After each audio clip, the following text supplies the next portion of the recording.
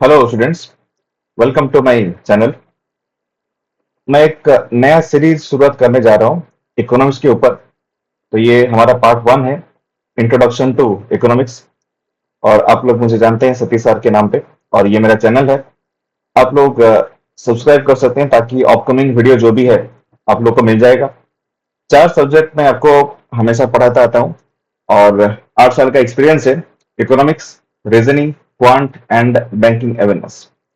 जो मेरे हिंदी ऑडियंस है वो लोग डेफिनेटली मेरे चैनल को सब्सक्राइब कर सकते हैं, और अपनी जो भी वीडियोस आपको मिलेंगे यहाँ पे हिंदी में इकोनॉमिक्स का, जिसको भी फंडामेंटली डाउट है, रिवीजन करना चाहते हो मेरे साथ, डेफिनेटली आप मेरे साथ जुड़ सकते हो। इसका रिकॉर्डिंग पूरा रहेगा, फ्री में दे सकते हो यूट्यूब पे। ठीक है, तो आप लोग मेरे टेलीग्राम चैनल पे भी आ सकते हो, कोई दिक्कत नहीं है। तो जो भी हिंदी ऑडियंस है और जो भी उड़ीसा से है वो सब मेरे से जुड़ सकते हैं। शुरुआत करते हैं। पहला चैप्टर, इंट्रोडक्शन टू इकोनॉमिक्स। पहले जब इकोनॉमिक्स का नाम सुनते हैं तो बच्चों में थोड़ा सा एकदम डर आ जाता है कि सर इकोनॉमिक्स एक थ्योरेटिकल टॉपिक है, कैसे पढ़ेंगे। थोड़ा सा डाउट हो जाता है, तो समझाने वाला कोई नहीं है। ठीक है, प्रैक्टिकल चीज होता है सर, थ्योरेटिकल पार्ट को हम लोग प्रैक्टिकल में कैसे कन्वर्ट करेंगे और कैसे पढ़ सकते हैं, व्हाट आर द बुक्स और क्या क्या चैप्टर रहेंगे, वो सारी चीजों के बारे में बच्चों को पता नहीं होता। तो मैं मेरे अपकमिंग सारे वीडियोस में आपको वो सारी चीज दूर करने वाला हूँ। आप लोगों को इकोनॉमिक्स इतना इजी लगेगा, डेफिनेटली मैं कमेंट सेक्शन में सबका कुछ ना कुछ वैल्यूएबल कमेंट्स चाहूंगा कि आपको कैसा लगा मेरा पढ़ाई, ताकि वो सारे बच्चों के अंदर फैल सके कि कोई एक सर है जो कि अच्छी तरह से इकोनॉमिक्स पढ़ा सकते हैं, आपको आपका डाउट क्लियर कर सकते हैं। जब इकोनॉमिक्स हमारे दिमाग में आता है और हम लोग कॉम्पिटिटिव के बारे में प्रिपेयर करते हैं, तो जीएस का जो टॉपिक आता है, जनरल साइंस, उसमें वो सारे चीज आ जाते हैं। आपका हिस्ट्री आ जाता है, ज्योग्राफी आ जाता है, बायोलॉजी आ जाता है, आपका इकोनॉमिक्स, पॉलिटी, ये सारे चीज आ जाते हैं। तब इकोनॉमिक्स को जानने से पहले हम लोग पहले एक टर्म के बारे में जानेंगे, that is economy. What is economy? जब हम लोग कोई करंट अफेयर्स पढ़ते हैं या फिर इकोनॉमिक्स से रिलेटेड कोई भी आर्टिकल वगैरह पढ़ते हैं, वहां पे हमें ये टर्म पता चलता है कि इंडियन इकोनॉमी के बारे में लिखा रहता है, या फिर वर्ल्ड इकोनॉमी के बारे में लिखा रहता है, या फिर आपके कोई भी स्टेट से आप बिलोंग करते हो उस स्टेट इकोनॉमी के बारे में लिखा रहता है। इसका मीनिंग ये हो गया कि कोई भी एक ज्योग्राफिकल बाउंड्री के बारे में हमें पता होना चाहिए। एक ज्योग्राफिकल बाउंड्री कैसे रन करेगा? डेफिनेटली वो ह्यूमन बींग को लेके ही रन करेगा, अकेले तो रन नहीं कर सकता।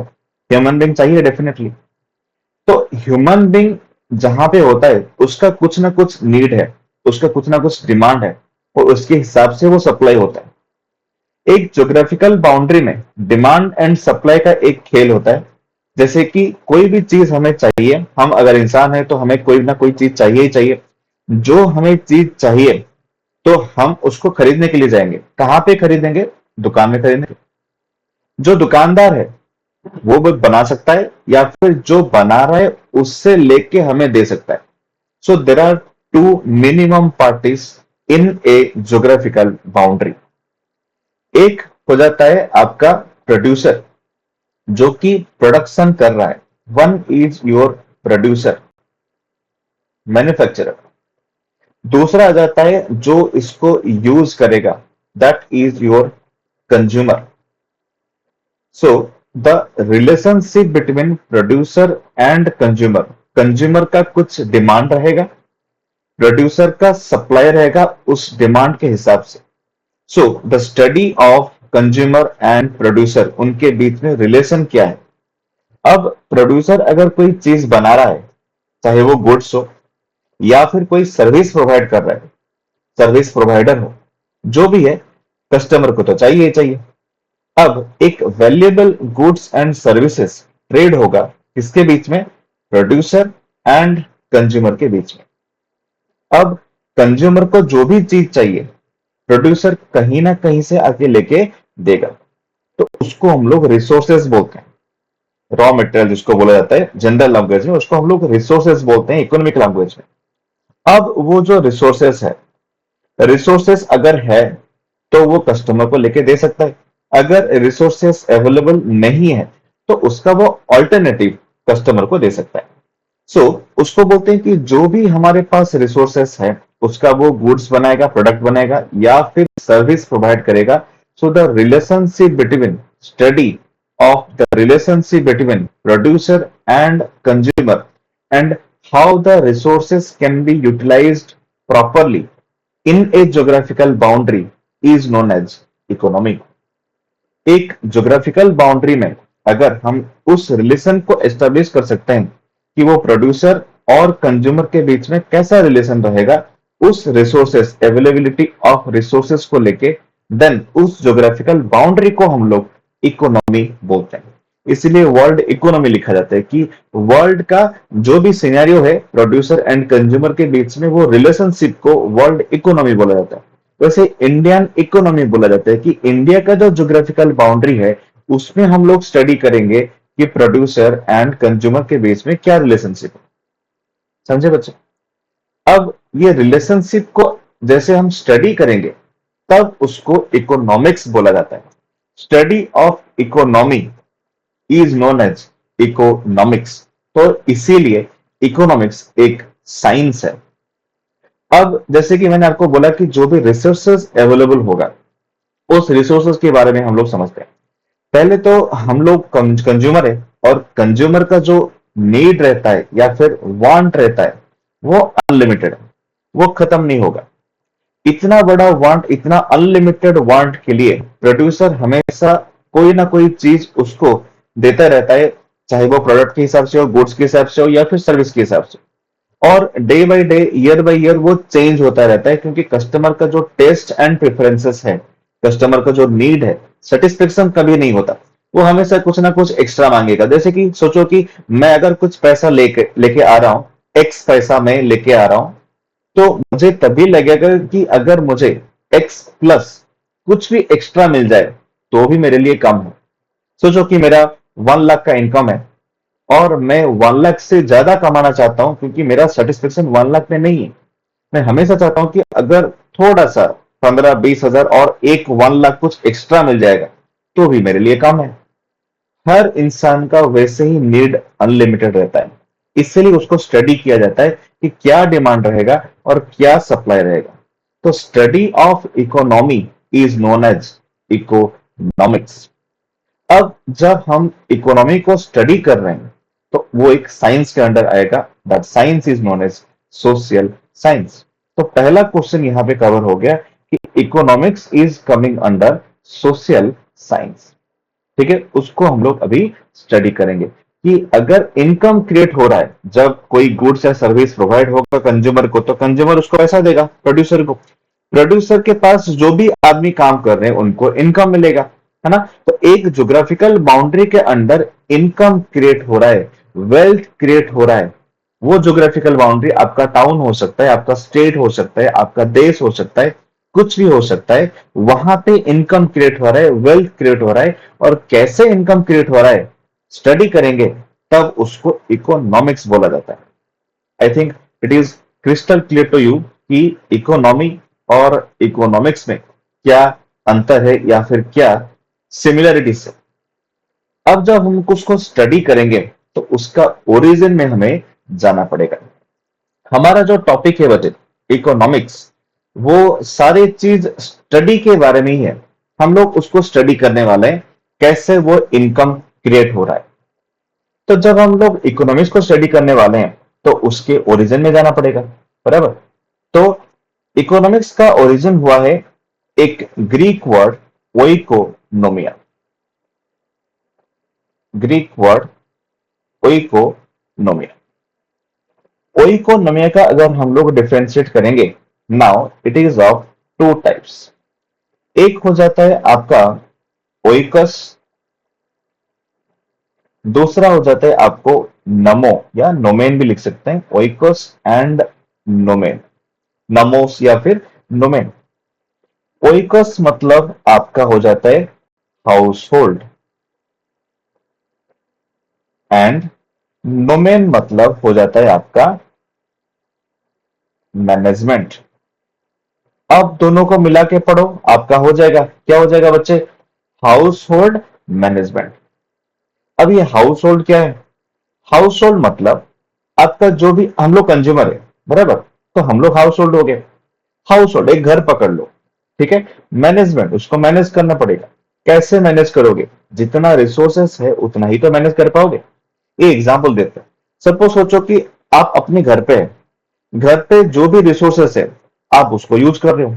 आपके पास पंखा है, आप यूज कर रहे हो। आपके पास एसी कूलर है, आप यूज कर रहे हो। आपके पास वो वॉशिंग मशीन है, आप यूज कर रहे हो। कार है, गाड़ी है, साइकिल है, जो भी आपके पास है आप उसको प्रॉपरली यूज कर रहे हो।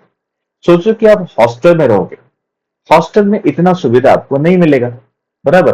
तो हॉस्टल में जितना रिसोर्सेस है, कम रिसोर्सेस होगा घर के तुलना में। तो जितना कम रिसोर्सेस होगा उसका आप यूज करोगे। तो हाउस होल्ड मैनेजमेंट, जहां पे भी आप रह रहे हो उसको अगर हम लोग एक इकोनॉमी पकड़ेंगे, एक हाउस होल्ड पकड़ेंगे, तो उसको हमें कैसे मैनेज करना है, उस रिसोर्सेस को कैसे मैनेज करना है, उसी को हम लोग ओइकोनोमिया बोलते हैं। और उस ओइकोनोमिया से इकोनॉमिक्स टर्म का इजाद हुआ। तो सोचो कि जहां भी जा रहे हो, मार्केट में जा रहे हो, उसका रिसोर्सेस अलग है। घर पे रह रहे हो, अलग है। हॉस्टल पे रह रहे हो, अलग है। किसी दुकान पे जा रहे हो, उसका रिसोर्सेस वहां पे अलग है। तो आपको उसके हिसाब से कंज्यूम करना पड़ेगा, ठीक है। आप मूवी थिएटर जा रहे हो, उसका रिसोर्सेस अलग है। आप किसी मॉल पे जा रहे हो शॉपिंग करने के लिए, वहां पे रिसोर्सेस अलग है। हर जगह का कुछ ना कुछ रिसोर्सेस अलग रहता है और उसी रिसोर्सेस को हमें मैनेज करना है। एक घर पे जब रहते हो ना, तो पेरेंट्स हमें वो सिखाते हैं कि देखो बेटा, कि कैसे कम में हमें थोड़ा सा एडजस्ट करना है। अगर कोई चीज नहीं मिल रहा है तो हम लोग कम में एडजस्ट कर सकते हैं, बराबर। ऐसा नहीं है कि हमें चाहिए ही चाहिए। जिद्दी तो हो सकते हैं, वो सही बात नहीं है, लेकिन थोड़ा सा भी हम लोग को कहीं पे एडजस्ट अगर करना पड़े तो एडजस्ट करना चाहिए, क्योंकि हमें वहीं से एक आर्ट ऑफ लिविंग का चीज मिलता है। हम लोग कैसे मैनेज कर सकते हैं रिसोर्सेस को, बराबर। सो ओइकोनॉमी का मीनिंग ही वही है, हाउस होल्ड मैनेजमेंट।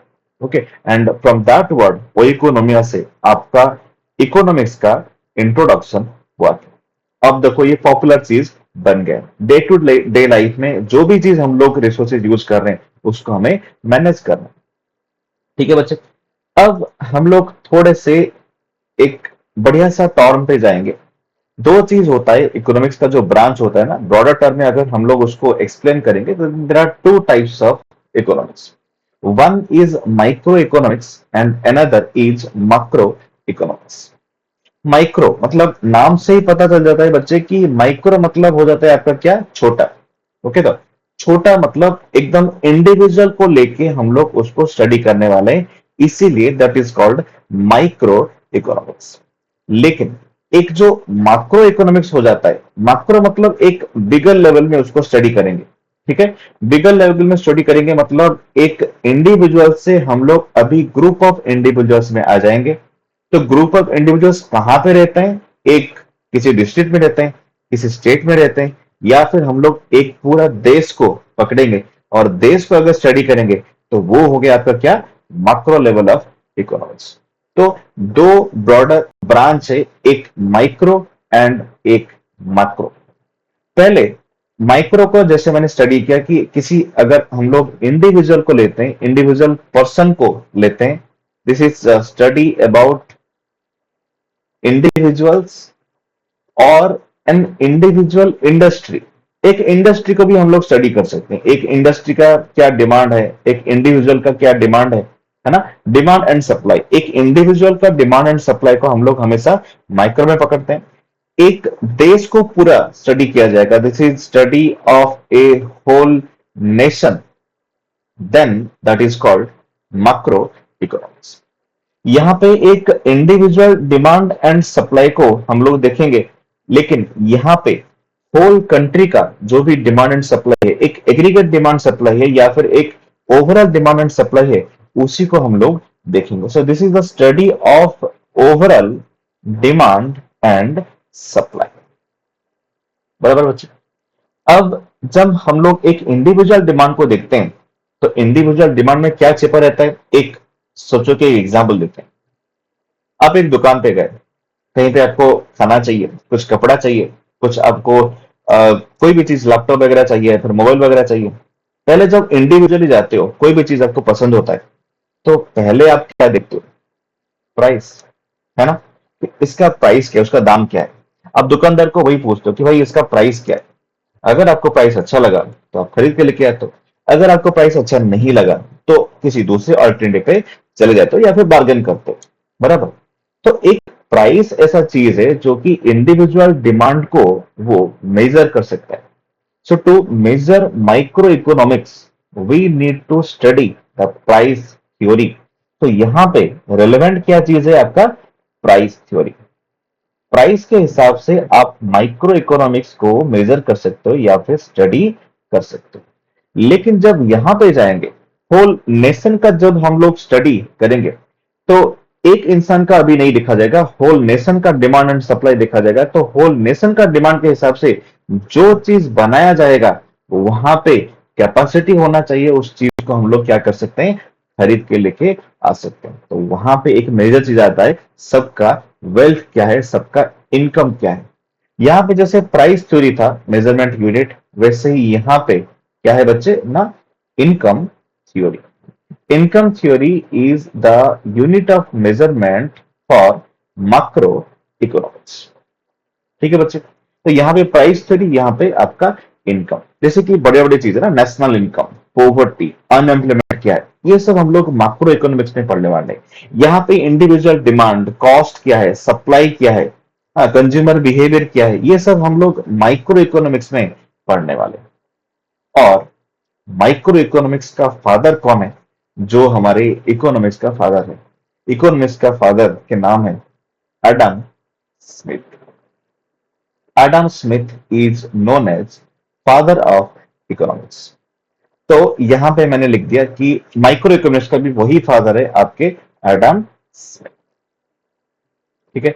अब थोड़ा सा एडम स्मिथ के बारे में जानते हैं। एडम स्मिथ पहले आदमी थे जो कि अपने रिसर्च बुक में, उनका बुक का नाम था वेल्थ ऑफ ए नेशन।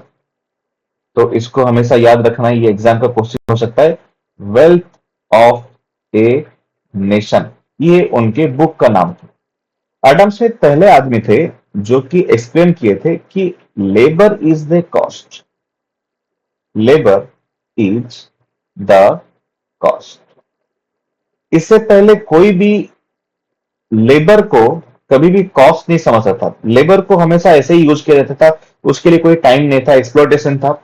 लेकिन ये पहले आदमी थे जिन्होंने बोला कि लेबर इज ए कॉस्ट, जो टाइम दे रहा है, जो वहां पे काम कर रहा है, उसका भी कुछ कॉस्ट है, उसका भी कुछ डिमांड है, उसका भी कुछ सप्लाई है, उसका भी कुछ आपका इनकम है।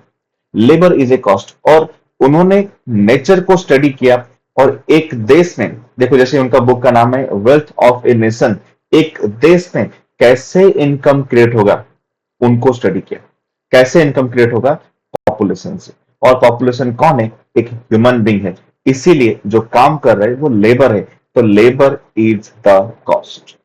तो पहले आदमी थे जिन्होंने ह्यूमन रिसोर्स को पहला एक इंपोर्टेंस दिया, लेबर को इंपोर्टेंस दिया, और उनके कॉस्ट के बारे में सोचा। तो एक फ्री मार्केट इकोनॉमी का वहां पे एजाज हुआ। तो फ्री मार्केट मतलब क्या हो जाता है कि बच्चे जो काम कर रहे हैं उनका जो डिसीजन मेकिंग पावर है वो गवर्नमेंट से फ्री होना चाहिए।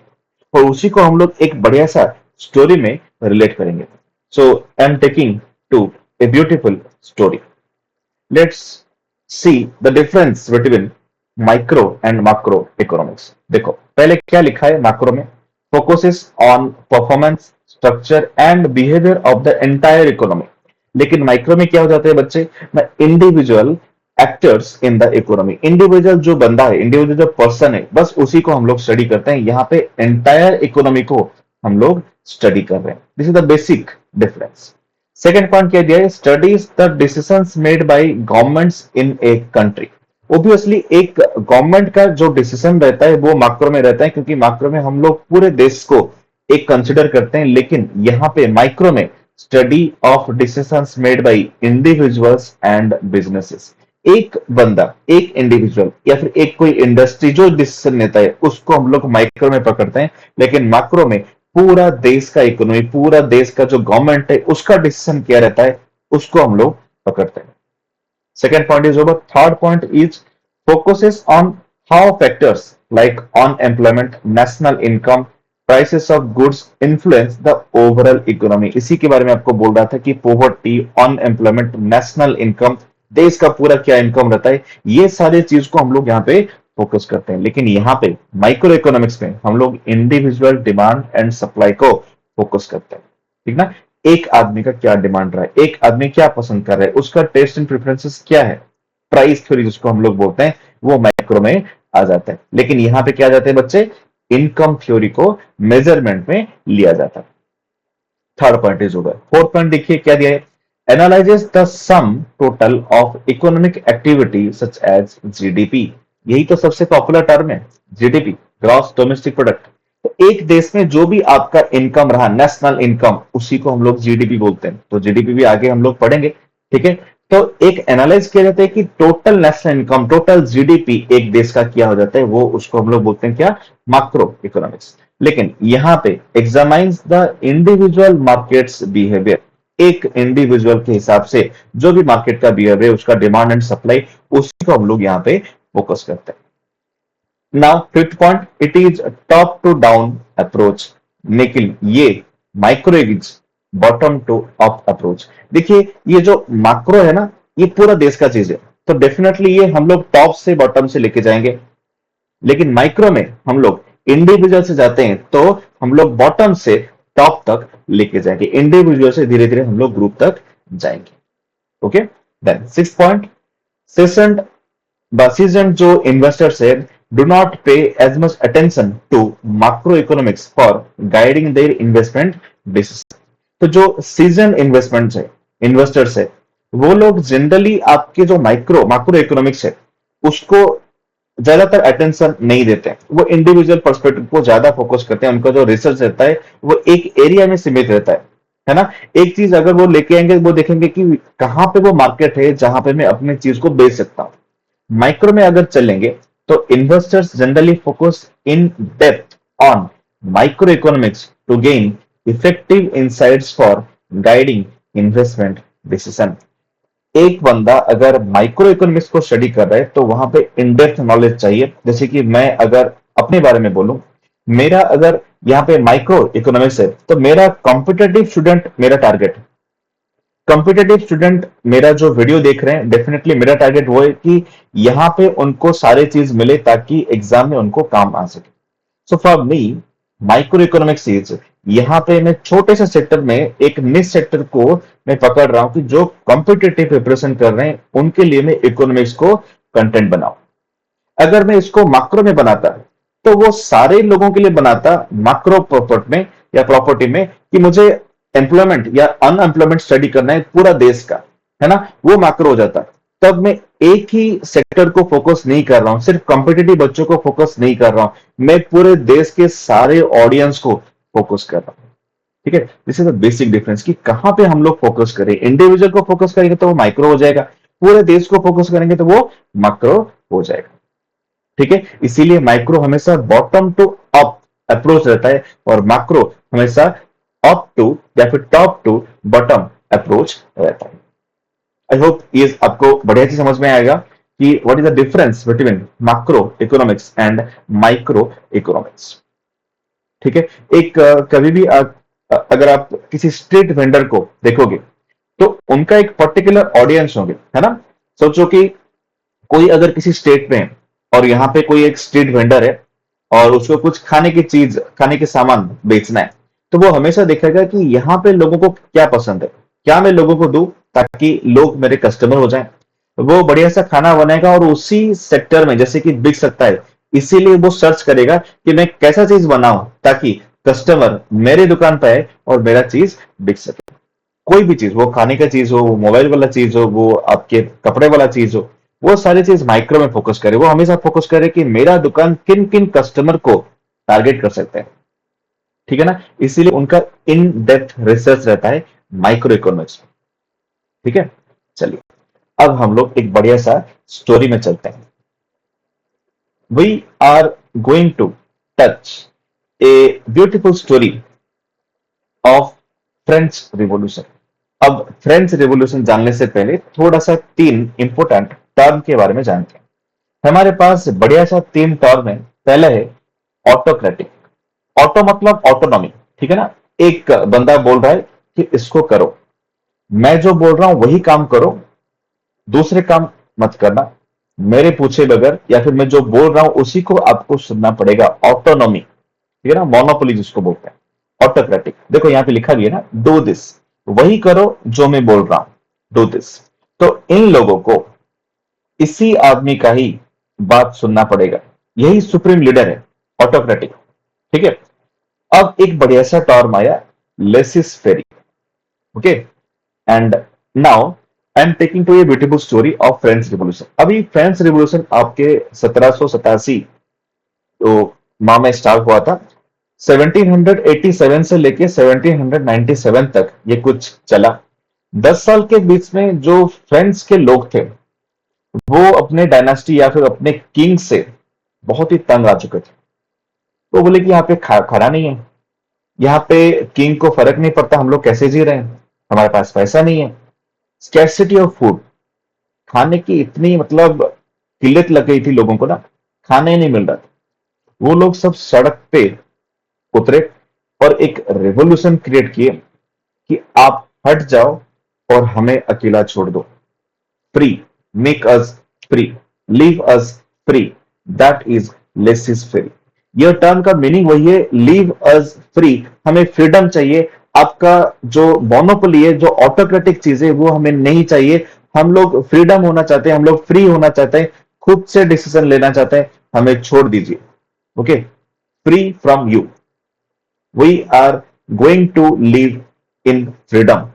वो टर्म है आपका लेसिस फेरे। लेसिस फेरे से जिस चीजों को आप देख सकते हो, यहां पे लिखा है डू दिस और that as you see fit. आपको जैसा भी अच्छा लगता है वो करो, कोई रिस्ट्रिक्शन नहीं है। नेक्स्ट आपका आ गया तीसरा term, democratic. Democratic is what do you this we should do. आप जो सोच रहे हो हम लोग मिलके वो करेंगे, हम लोग। तो देखो यहाँ पे डबल एरो है ना, एक नीचे जा रहा है एक ऊपर आ रहा है। तो कोई भी एक स्पेशल डिसीजन नहीं ले रहा है। देखो यहाँ पे एक जो पहला पर्सन था, एक पर्सन था ऑटोक्रेटिक, वही डिसीजन ले रहा था। यहाँ पे बोला गया कि भाई आप जो डिसीजन लोगे वही हम लोग करेंगे। ठीक है। यहाँ पे एक पर्सन का पावर थोड़ा सा घट गया, लेकिन डेमोक्रेट में क्या हो गया, दोनों में पावर बराबर बटा हुआ है। ठीक है ना। लोग जो बोल रहे हैं इसको सुनना पड़ रहा है, या फिर ये जो बोल रहे हैं लोगों को भी सुनना पड़ रहा है। ठीक है ना। दोनों मिल के एक डिसीजन ले रहे हैं, उसीलिए उसको डेमोक्रेटिक बोला जाता है। तो India is a democratic country, बराबर। तो ये जो लेसेस फ्री का आइडिया आया, वहां से धीरे धीरे धीरे धीरे धीरे आपका फ्री मार्केट इकोनॉमी का कॉन्सेप्ट आया। तो थोड़े थोड़े आपके एडम स्मिथ साहब, देखो यहाँ पे एडम स्मिथ का मैंने फोटो रखा है, बढ़िया सा फोटो है। The wealth of a nation उनका बुक का नाम था। ठीक है। तो ये थोड़े थोड़े आपके जो फ्री मार्केट इकोनॉमी है, ये थोड़े थोड़े आपके एडम स्मिथ को भी सपोर्ट कर रहे हैं। अब जब एडम स्मिथ को हम लोग स्टडी कर रहे हैं, फ्री मार्केट इकोनॉमी को स्टडी कर रहे हैं, तब धीरे धीरे देश इस चीज को समझने लगे कि जितना हम लोग फ्रीडम रहेंगे उतना ही हमारा क्या होगा कि देश बढ़ सकता है। हम लोग अपना डिसीजन बोल सकते हैं, एक्सचेंज कर सकते हैं प्रोड्यूसर के साथ, प्रोड्यूसर हमारा चीज लेके हमें जो चाहिए वही चीज बना सकता है। धीरे धीरे धीरे धीरे वहां पे जो प्राइवेट सेक्टर का चीज क्या हुआ, डेवलपमेंट हुआ। ओके। तो हम लोग अभी समझने वाले हैं कि कितनी इकोनॉमी है हमारे दुनिया में, और कौन से कॉन्सेप्ट को लेके हम लोग इकोनॉमी को कैरेक्टराइज कर सकते हैं, उसको सिस्टम को समझ सकते हैं, और इंडिया कौन से इकोनॉमी के अंडर आ सकता है। ठीक है। अब इस स्टोरी को थोड़ा सा आगे लेके चलते हैं। Now coming to the characteristics of economy. पहले हम लोग कैरेक्टरिस्टिक्स ऑफ इकोनॉमी को ऐसे समझेंगे कि जब किसी भी देश के पास कोई भी करेंसी नाम का चीज ही नहीं थी, करेंसी कुछ नहीं था उस टाइम पे, तब भी इकोनॉमिक्स था। कैसे कैसे था, देखो यहाँ पे एक बढ़िया सा फिगर मैंने दिया हुआ है। इस फिगर में आप क्या देख रहे हो बच्चे, इस फिगर में हम लोग देख रहे हैं कि लोगों के पास चीजें पड़ा हुआ है, बराबर। तो एक बंदे को कोई भी चीज चाहिए, तो सपोज मैं नाम दे देता हूं कि ये ए है, ये कोई बी है। ए के पास कुछ चीजें पड़ा हुआ है, बी के पास कुछ चीजें पड़े हुए हैं।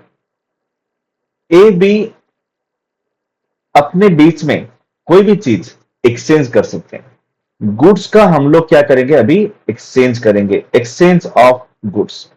ए के पास जो चीज था वो बी के दिया, बी के पास जो चीज था वो ए को दिया, तो दोनों में एक्सचेंज ऑफ गुड्स हो गए, जिसको हम लोग क्या बोलते हैं बच्चे, बार्टर सिस्टम।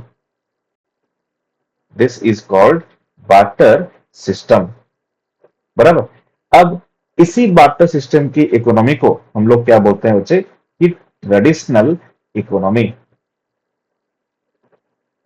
ट्रेडिशनल इकोनॉमी, ठीक है। तो ट्रेडिशनल इकोनॉमी के अंदर, एज उस टाइम पे हमारे पास कोई भी करेंसी का कॉन्सेप्ट नहीं था, तो हम लोग चीजें अदल बदल कर रहे थे, एक्सचेंज कर रहे थे, उसी को हम लोग बार्टर सिस्टम बोलते हैं, और उस इकोनॉमी को हम लोग ट्रेडिशनल इकोनॉमी बोलते हैं। अब ट्रेडिशनल इकोनॉमी में प्राइस का कॉन्सेप्ट कुछ नहीं था, बार्टर सिस्टम वहां पे था, और जो इकोनॉमी को चला रहा था उसी रिसोर्सेस के हिसाब से चला रहा था, जितना रिसोर्सेस उनके पास था। अब सोचो, कोई भी गवर्नमेंट का चीज नहीं है, लोग अपने से बात कर रहे हैं, बराबर। कोई गवर्नमेंट का कोई ऐसा प्रेशराइज नहीं है वहां पे, तो सब लोग नेचर को बिलीव करते थे। नेचर जो दिया, नेचर से जो मिला, उसी चीज को हम लोग एक दूसरे के साथ एक्सचेंज करेंगे, क्योंकि वो चीज ना कम था, स्केर्सिटी उसको इंग्लिश में बोलते हैं ना, स्केर्सिटी ऑफ गुड्स, कम था, स्केयर प्रोडक्ट्स, स्केयर मतलब एकदम कम अवेलेबल होना। नेचर से जितना भी मिलता है हम उसको ही एक्सचेंज कर सकते हैं। नेचर वहां पे सुप्रीम पावर में था, बार्टर सिस्टम के अंडर वो गुड्स को एक्सचेंज करते थे और अपनी इकोनॉमी को चलाते थे। वो एकदम पुराना वाला इकोनॉमी हो गया, जब करेंसी का कोई कॉन्सेप्ट नहीं था। धीरे धीरे धीरे धीरे वो करेंसी का रिवोल्यूशन हुआ, उसके बाद गोल्ड कॉइन आया, उसके बाद सिल्वर कॉइन आया, उसके बाद पेपर करेंसी वाला कॉन्सेप्ट आया, अब तो डिजिटल करेंसी आ सकता है, मतलब आ चुका है, क्रिप्टो करेंसी आ चुका है, ठीक है ना। तो आपके जो करेंसी का भी है उसका भी धीरे धीरे धीरे धीरे रेवोल्यूशन आ गया है, ठीक है। लेकिन जब करेंसी नहीं था तब भी आपका गुड्स एक्सचेंज हो रहा था। नाउ अब हम उस स्टोरी को एंट्री करते हैं, जिसको हम लोग लेसिस फेरी के नाम पे जाते हैं। लोग फ्रीडम ऑफ चॉइस में चले गए, नहीं हमें फ्रीडम चाहिए, वो किंग वाला कॉन्सेप्ट नहीं चाहिए, वो डायनेस्टी वाला कॉन्सेप्ट नहीं चाहिए, हमें कोई शासन करने वाला नहीं चाहिए, हम लोग फ्रीडम रहना चाहते हैं, अपने से डिसीजन लेना चाहते हैं, अपने को जो चीज चाहिए वही प्रोड्यूसर बनाएगा, ठीक है। तो दूसरे स्टोरी में अगर चलेंगे, दूसरे इकोनॉमी में अगर हम लोग चलेंगे, तो देखो यहाँ पे दो चीज मैंने लिखा है। पहला चीज है आपका कैपिटलिज्म। तो एक आइडियोलॉजी का एजाज हुआ, उसको हम लोग कैपिटलिज्म बोलते हैं, कैपिटलिस्ट इकोनॉमी उसको बोला जाता है, या फिर उसी का ही नाम है आपका free market economy. This is known as free market economy. Free market economy का डेफिनेशन यह है बच्चे, कि market is free from government decisions. Government वहां पे डिसीजन नहीं लेगा, यहाँ पे आपके जो सुप्रीम होंगे वो लोग होंगे, लोगों का जो डिमांड होगा उसी के हिसाब से सप्लाई किया जाएगा।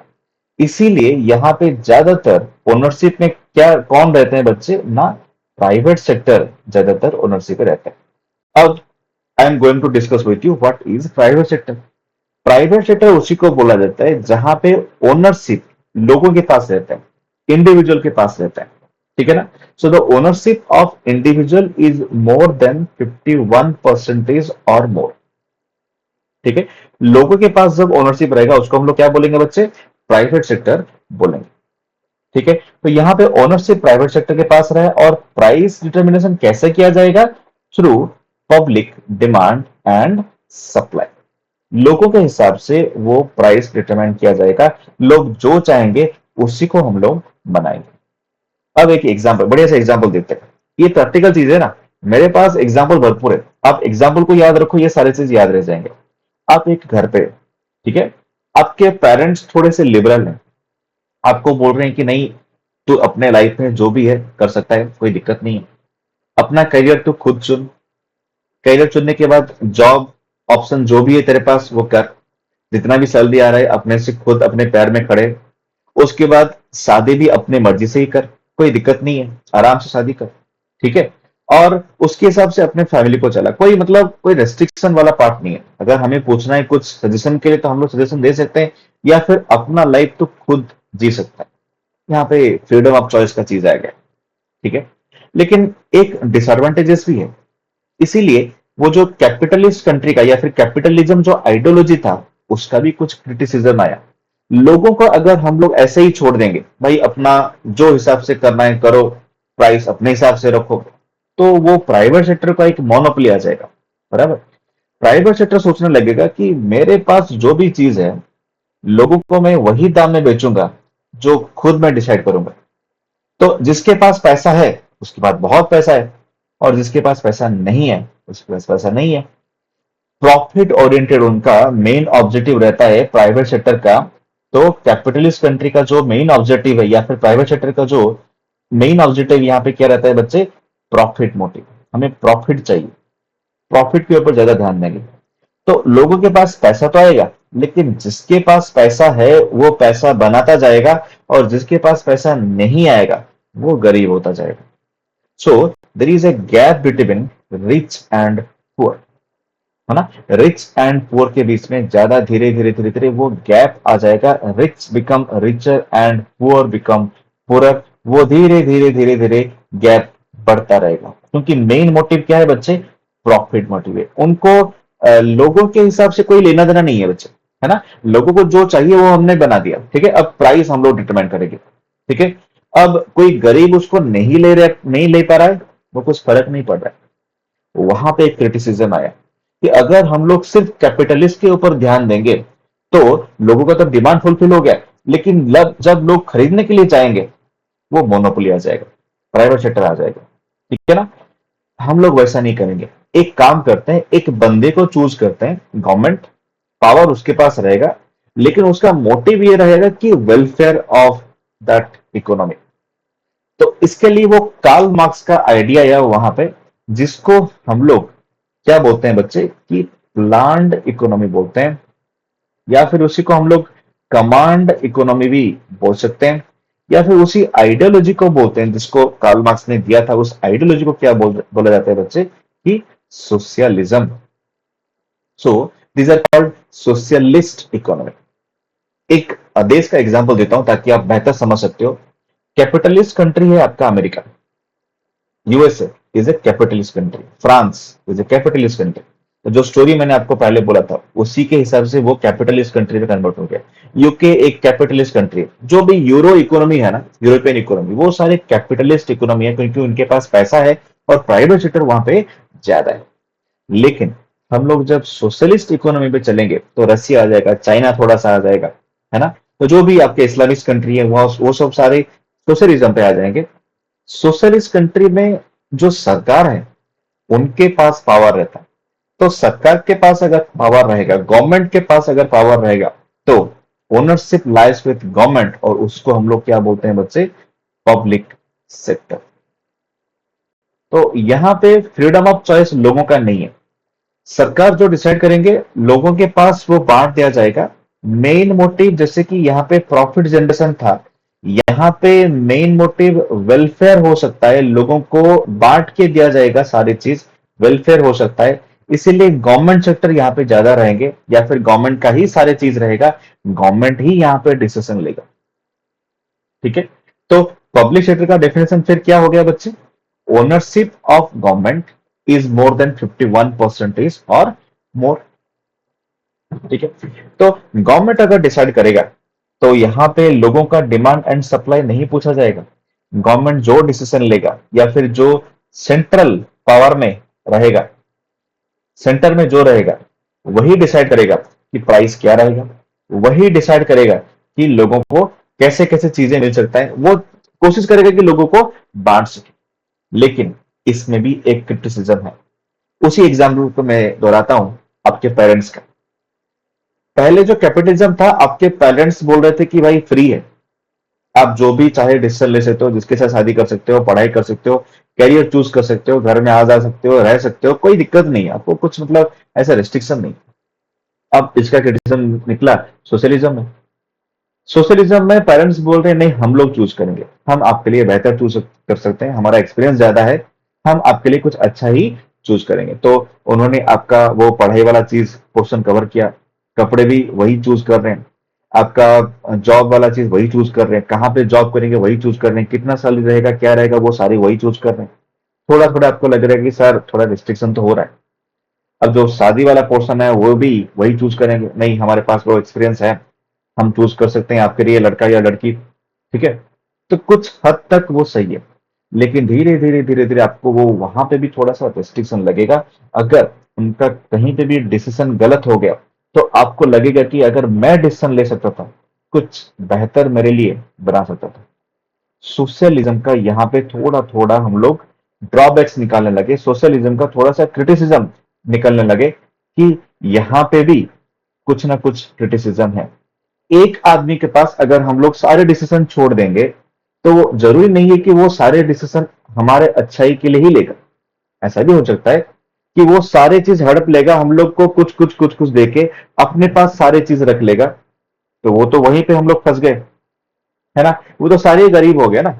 एक तो अगर होंगे तो सारे रिच होंगे, क्योंकि सरकार दे रहा है तो सबको बांट के दे रहा है, सबके पास पैसा है। या फिर ऐसा हो जाएगा कि सरकार सारी चीज अपने पास रख रहा है, लोगों को अपने हिसाब से वो काम करा रहा है, अपने हिसाब से वो सैलरी दे रहा है, एक्सप्लॉइटेशन भी करेगा वहां पे, और लोगों के पास कुछ है ही नहीं।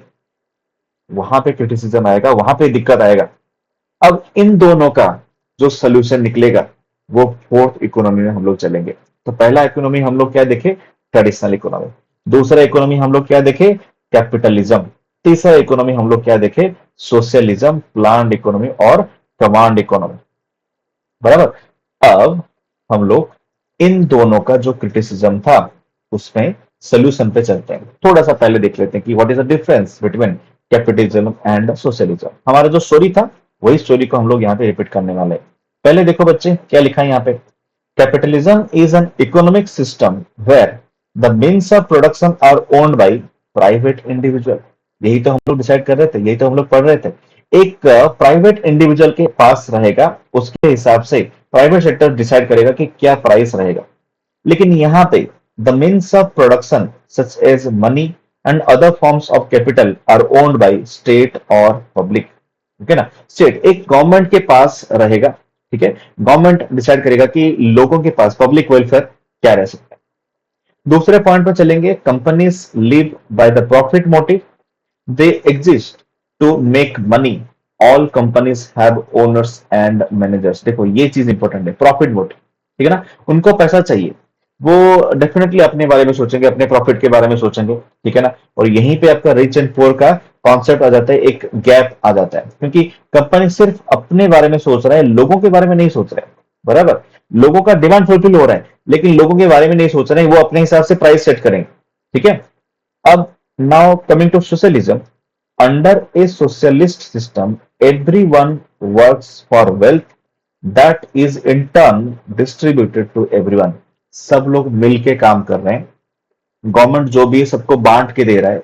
मैं काम कर रहा हूं उसके लिए, वो काम कर रहे हैं मेरे लिए। जो भी निकलेगा लास्ट में वो हम लोग बांट के लेंगे, समाजवाद जिसको बोलते हैं। जो भी निकलेगा हम लोग बांट के लेंगे। एक एक फैमिली एक समझ सकते हो ना, जैसे कि जैसे मैं बोला कि पेरेंट्स अगर सोचेंगे तो सबके लिए ही सोचेंगे, ऐसा नहीं सोचेंगे कि कोई बड़ी लड़की है उसको थोड़ा सा ज्यादा दे दें, कोई छोटी लड़की है या फिर छोटा लड़का है उसके लिए थोड़ा सा कम दे, ऐसा नहीं होगा। फैमिली में हर चीज डिसीजन एक लोगों के पास, एक बंदे के पास रहता है या फिर हमारे माता पिता के पास रहता है, तो वो हमेशा सोच के देते हैं कि नहीं सबको हम लोग बराबर दें। अपना पेट काट के वो अपने बच्चों को पहले प्रायोरिटी सेक्टर में देंगे। सोचो कि घर में कोई फंक्शन आ रहे हैं, जैसे कि एक दिवाली आ गया है ना, दिवाली आ गया तो फिर हम लोग क्या कर रहे हैं, सब लोग मिलके काम कर रहे हैं। कोई कुछ दिया जला रहा है, कोई सामान खरीद के लेके आ रहा है, कोई थोड़ा सा पूजा में जो सामान चीजें वो उसको सजा रहा है, कोई माँ और पिता माता के साथ मिलकर कुछ खाना है, उसको पकवान है वो बना रहा है, चलिए मिलके कुछ कर रहे हैं। कोई आलू सब्जी वगैरह काट रहा है, चलिए हम थोड़ा सा हेल्प कर देते हैं। तो जो आलू काटा वो थोड़ी ना बोलेगे कि मैं तो खाना ही खाऊंगा, मुझे बाकी चीजों में इंटरेस्ट नहीं है, मुझे बाकी चीज नहीं चाहिए, ठीक है ना। कोई अगर कोई चीज काम कर रहा है ना तो सबके लिए काम कर रहा है, ठीक है ना। जो रिजल्ट मिलेगा वो सबको डिस्ट्रीब्यूट होके मिलेगा, ठीक है। लेकिन एक प्रेशराइज जब आ जाता है ना कि मैंने एक काम किया, या फिर पेरेंट्स सोचेंगे कि जो मैंने काम कर लिया वो बच्चे में डिस्ट्रीब्यूट नहीं करूंगा, मैंने बड़े लड़की को थोड़ा सा ज्यादा देना है, छोटे लड़के को मैं ज्यादा पसंद नहीं कर रहा ना तो थोड़ा सा उसको कम देना है, या फिर बड़े लड़के को मैं पसंद नहीं कर रहा उसको थोड़ा सा कम देना है, छोटे लड़के को ज्यादा देना है, ठीक है। वहां पे उसका क्रिटिसिज्म आ जाता है। बराबर। अब थर्ड पॉइंट पे चलेंगे, it is the government's job by enforcing laws and regulations to make sure there is a level playing field for privately run companies. अब इनको कैसे कंट्रोल किया जाएगा, गवर्नमेंट आएंगे, ठीक है। तो गवर्नमेंट डेफिनेटली चूज कौन करेगा, यही लोग चूज करेंगे जिनके पास पैसा है। लेकिन गवर्नमेंट जब आएगा इनको थोड़ा सा कंट्रोल करने के लिए आएगा, कि ताकि इनके पास इतना भी पैसा ना आ जाए कि कल बोलने लगे कि भाई मैं ही गवर्नमेंट हूं, बराबर। अब यहाँ पे सोशलिज्म में आते हैं, the government decides how wealth is distributed among the people they provide for the people, ठीक है ना। वहां पे वेल्थ के लिए काम किया जाता है, वेल्थ क्रिएशन के लिए काम किया जाता है, ठीक है। I hope this is the basic difference between capitalism and socialism, जो आप बेहतरीन तरीके से समझ सकते हो, ठीक है। चलो, अब मैंने बोला कि इन दोनों का हमें सोल्यूशन चाहिए, कोई ना कोई चीजों में कुछ ना कुछ ड्रॉबैक्स तो है ही है, ठीक है। तो हम लोग फोर्थ इकोनॉमी में चलते हैं। Now coming to fourth economy, mixed economy जिसको बोला जाता है, वो है आपका फोर्थ इकोनॉमी। देखो कि कितना बढ़िया सा डायग्राम है, यहाँ पे कैपिटलिज्म एंड सोशलिज्म दोनों का मिक्सअप हो गया। इसका मतलब मैं ऐसा बोल सकता हूं कि कैपिटलिज्म में आपका प्राइवेट सेक्टर था, बराबर। यहाँ पे आपका प्राइवेट सेक्टर था, यहाँ पे आपका पब्लिक सेक्टर था, बराबर। अब इन दोनों को हम लोग मिला देंगे, public sector and private sector अगर दोनों मिलके काम करने लगे, तब उसको हम लोग मिक्स्ड इकोनॉमी बोलते हैं। सो एक एग्जांपल अगर मैं दूंगा तो आप तो समझ ही गए होंगे मैं कौन सा एग्जांपल देने वाला हूं, कौन से देश का। आप लोग कमेंट में लिख के मुझे बता सकते हो, ठीक है। वो देश है हमारा इंडिया। इंडिया में दोनों चीज है, बराबर। इंडिया में प्राइवेट सेक्टर भी है, आपका पब्लिक सेक्टर भी है। So that economy consist of both private and public sector is known as mixed economy. यहाँ पे गवर्नमेंट भी डिसीजन लेगा, लेकिन सारे डिसीजन गवर्नमेंट खुद अकेला नहीं ले सकता है, लोगों को पूछ के लेना पड़ेगा। लोग अपने से सारे डिसीजन नहीं ले सकते, गवर्नमेंट कुछ डिसाइड करेगा। फेडरलिज्म उसको बोलते हैं, बराबर। Quasi federal, India is a quasi federal country. Federal मतलब है क्या, मतलब स्टेट का भी है सेंटर का भी है, 50-50%। बट क्वासी फेडरल मतलब क्या हो गया बच्चे, कि थोड़ा सा मतलब centre is more powerful than states, जैसे कि इंडिया में है। इंडिया में centre is more powerful than states. अगर स्टेट कहीं पे मतलब डिजल्व हो जाता है ना, सेंटर फटाक से पावर में आ जाएगा, ठीक है। लेकिन फेडरलिज्म का ही कंसेप्ट है, सारे डिसीजन वो सेंटर नहीं ले सकता, या फिर सारे डिसीजन लोग अकेले में नहीं ले सकते, दोनों को मिला के लेना पड़ेगा। Top to bottom, bottom to approach, दोनों यहाँ पे रहेंगे, ठीक है। अब मिक्स्ड इकोनॉमी में प्रॉब्लम भी है, जैसे कि मैं आपको बोलूंगा कि गवर्नमेंट तो डिसीजन ले रहा है, लोग भी डिसीजन ले रहे हैं। अब लोग सारे गवर्नमेंट के डिसीजन को मानेंगे ये जरूरी नहीं है, या फिर लोग जो बोलेंगे वो भी गवर्नमेंट मानेगा ये भी जरूरी नहीं है, बराबर। 50-50 में हो गया ना। फिर एग्जाम्पल लेते हैं, बढ़िया सा एग्जाम्पल है। यहाँ पे इंडिया पे कहीं पे अगर नो पार्किंग लिखा रहेगा ना बच्चे, दूसरी जगह पे दूसरे देश पे आप लोग नो पार्किंग में जाओगे तो लोग एकदम बराबर उसको फॉलो कर रहे हैं कि भाई नो पार्किंग लिखा है तो यहाँ पे गाड़ी नहीं रखना है, कि फाइन लगेगा। या फिर उसका एक सिस्टम है, नहीं उनका एक ब्लड में है, नहीं नो पार्किंग मतलब हमें रूल्स रेगुलेशन सेट है तो मानना ही पड़ेगा। लेकिन इंडिया में बिल्कुल अलग है। अभी तो गया दशहरा, गया दिवाली, ये सब जो फेस्टिवल हो जाता है ना, जहां पे नो पार्किंग लिखा रहेगा वहीं पे हम ला के गाड़ी खड़ा कर देंगे, क्योंकि हमें पता है बाकी सारे जगह फुल हो जाएंगे, लेकिन नो पार्किंग बोला तो फुल ही नहीं होगा। नो पार्किंग मतलब कोई ना कोई तो फॉलो कर रहे हैं उसको, तो मैं फॉलो नहीं करूंगा तो क्या फर्क पड़ जाएगा। तो देखो गवर्नमेंट का चीज है नो पार्किंग, लेकिन लोग उसको फॉलो करेंगे कि नहीं करेंगे उनके ऊपर डिपेंड कर रहा है, यही दिक्कत है। इंडिया में जैसे कि हम सोच रहे हैं कि सरकार हमारी बात क्यों नहीं मान रहे, हम कभी अपने को भी क्वेश्चन पूछ रहे हैं कि क्या हम सरकार की बात मान रहे हैं, क्या हम रूल्स एंड रेगुलेशन को मान रहे हैं। अगर नहीं तो सरकार भी हमारी बात नहीं मान रहे, इसलिए 5 साल के बाद हम लोग क्या कर रहे हैं कि सरकार को निकाल के फेंक देते हैं, किसी दूसरी सरकार को लेके आ जाते हैं जो हमें चाहिए। हम सोच रहे हैं कि सरकार हमारे हिसाब से काम करेगा, लेकिन हमको ये नहीं पता कि सरकार भी हमसे ही चुन के आते हैं। जब वो बंदा पब्लिक में था वो सरकार की बात नहीं मान रहा था, तो वो अगर सरकार पे चला गया तो वो पब्लिक का बात भी क्यों मानेगा, बराबर। यही चीज है, यही दिक्कत है इंडिया में। इंडिया में कोई किसी को नहीं मान रहा है, कोई रूल्स रेगुलेशन नहीं मान रहे, सब अपने से आप कुछ चल रहा है, मिक्सअप है सारी चीजें ना, मिक्सअप है यहाँ पे, ठीक है ना। चल रहा है चल रहा है चल रहा है। अब आप मुझे पूछोगे कि सर अब ट्रेडिशनल बेहतर नहीं है इसीलिए हम लोग कैपिटलिज्म में है। आपने बोला कि सर कैपिटलिज्म नहीं है, तो फिर हम लोग सोशलिज्म में आ गए। सोशलिज्म का भी कुछ मतलब कॉन्स वगैरह निकल गया, उसका भी कुछ डिसएडवांटेजेस है, तो हम लोग मिक्स्ड पे आए। अब आप बोल रहे हो कि सर मिक्स्ड में भी नहीं है, मतलब सही चीज नहीं है, तो क्या करेंगे सर? बच्चे कुछ नहीं करेंगे। मैं आपको एक सोल्यूशन देता हूं। हर इकोनॉमी का जो पॉपुलेशन है, उनका कुछ ना कुछ टेस्ट एंड प्रेफरेंसेस अलग रहता है। आप अब इंडिया में हैं, हम लोग अभी इंडिया से बाहर जाके किसी दूसरे देश में बसने लगे। सपोज सोचो कि हम लोग अमेरिका चले जाएंगे, तो उस इकोनॉमी के हिसाब से हमें चलना पड़ेगा, क्योंकि उनका जो आइडियोलॉजी है अलग है, इंडिया से अलग है। सेम चीज अगर आप चाइना पे चलोगे, चाइना पे जाके रहने लगोगे, तो उनका सोशलिस्ट वाला अप्रोच है, कम्युनिस्ट वाला अप्रोच है, तो वहां पे आपको वैसे ही चलना पड़ेगा। वह वो लोग अगर इंडिया पे आएंगे, तो इंडिया का मिक्स्ड इकोनॉमी है, तो उनको यहाँ का चीज जो भी है उनके हिसाब से चलना पड़ेगा। तो कोई भी चीज परफेक्ट नहीं है, 100% परफेक्ट किसी को भी नहीं बोल सकते हैं, क्योंकि कोई भी सिस्टम परफेक्ट नहीं है। हमेशा कुछ ना कुछ वो बेहतर चाहिए ही चाहिए, कुछ ना कुछ वो मतलब रिसर्च चाहिए कि हम लोग क्या अच्छा कर सकते हैं।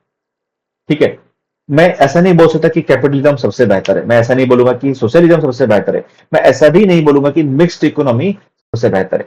हाँ, हम लोग इंडिया में रह रहे हैं, हमारे पास कुछ ना कुछ फ्रीडम ऑफ चॉइस है, हम सरकार को कुछ बोल पा रहे हैं, अपना जो मतलब बात है वो रख पा रहे हैं, वो सबसे बड़ी बात है।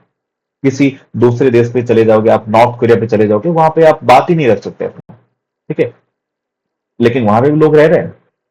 ठीक है, तो हर जगह का कुछ ना कुछ टेस्ट एंड प्रेफरेंसेस अलग अलग रहता है, हर जगह का कुछ ना कुछ प्रोस एंड कॉन्स कुछ रहता है, कुछ एडवांटेजेस रहता है, कुछ डिसएडवांटेजेस रहता है। जहां पे हम लोग पैदा हुए वहां पे ठीक है, जहां पे चलेंगे उस इकोनॉमी के हिसाब से हम लोग चलेंगे। जैसा देश वैसा देश, बराबर। जिस देश में जाएंगे, उस देश का जो कल्चर है, उस देश का जो भी गवर्नमेंट है, उस देश के जैसे लोग हैं, उनके साथ हमें मिलके चलना पड़ेगा। ठीक है, so there are four kind of economy हम लोग पढ़े: traditional, socialism, capitalism and mixed economy. ठीक है बच्चे, अब थोड़ा सा अगर हम लोग नेक्स्ट स्लाइड पे चलेंगे, तो देखो, ये है आपका इकोनॉमी का पूरा स्ट्रक्चर। ठीक है, ये पहला चैप्टर मैंने थोड़ा सा आपको ब्रीफ बता दिया।